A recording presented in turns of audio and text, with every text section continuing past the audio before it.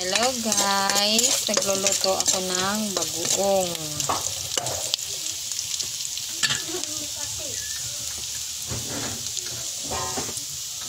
Ginisa ko na guys yung mga sangkap. Meron siyang kunting taba ng baboy. Ito na guys ang aking bagoong. Hahalo ko na siya guys.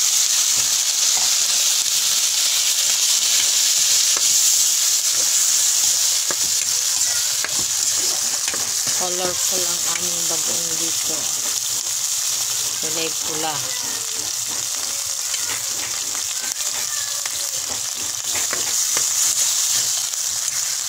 Parang corned beef.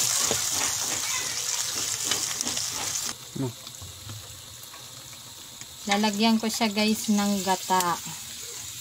Masarap kasi ang bagoong pag may gata.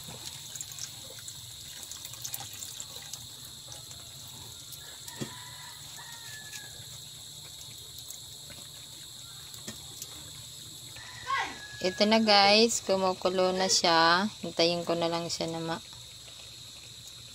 wala na yung tubig. Tuyo na siya.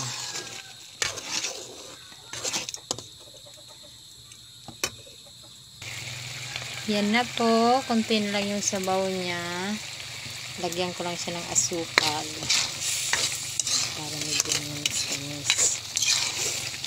Kunti na lang yung asukal na dinagay ko kasi gumamit naman ako ng katas ng nyog. Manamis-tamis na yun pag tuyo na.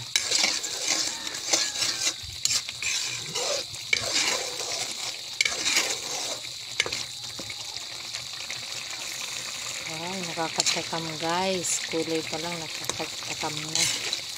Nilagyan ko siya ng sili para medyo maanghang. Pero konti lang. Kasi kakain din nito yung mga bata.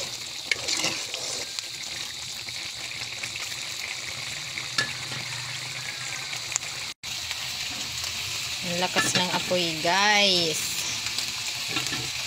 Bao kasi ng nyug yung inanok ko. Kaya malakas ng apoy. Ito na siya guys. Nag-ano na siya. Nagmamantika. Langis na yan ng nyog. Patas ng nyog. Healthy yung kainin guys kasi langis naman ng nyog.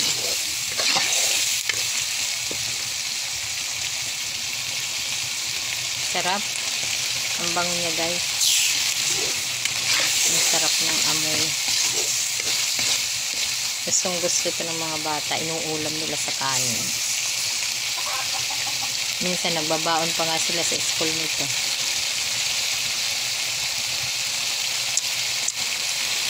Kain tayo. Hanguin ko na siya.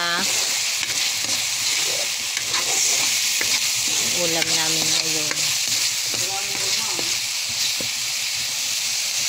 Masarap to sa mangga na hilaw. Kain tayo guys. Thank you for watching.